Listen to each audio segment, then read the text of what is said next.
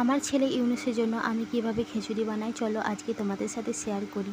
তো এখানে তার দুষ্টুমি শুরু হয়ে গেছে, এরই ফাঁকে আমি চলে এলাম তার জন্য খিচুড়ি বানাতে। এখানে আমি চাল, ডাল, একটু গাজর এবং কুমড়ো নিয়েছি এবং সেটা ভালোভাবে কেটে নিয়েছি। কেটে নেওয়ার পর আমি সেটা 3 থেকে 4 বার ধুয়ে নেব যাতে কোনো রকম ময়লা না থেকে যায়।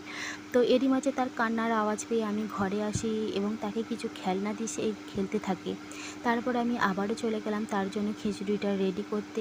তারপর আমি কুকারের মধ্যে সমস্ত উপকরণগুলো দিয়ে দিলাম এবং দিয়ে দিলাম সামান্য পরিমাণে পানি। এবার আমি কিছু মশলা অ্যাড করব, যেমন ধনিয়া গুঁড়ো, একটু জিরে গুঁড়ো, একটু হলুদ এবং লবণ। এখানে একটু সরিষার তেলও দিলাম। 6 মাস বয়সী বাচ্চাদেরকে সরিষার তেল দেওয়াই যেতে পারে, তাতে কোনো রকম প্রবলেম হয় না। তো তোমরা চাইলে এটা স্কিপও করতে পারো। এবার আমি এখানে 7 থেকে 8টা সিটি দিয়ে নেব।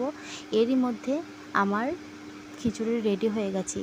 তো ইউনুস এসেছে আমার কাছে একটি ক্যাকটাস নিয়ে, বলছে মা এটা নিয়ে খেলো। তো তার সাথে একটু খেলা করার পর আমি খিচুড়ি রেডি করলাম এবং তাকে খাওয়াতে শুরু করে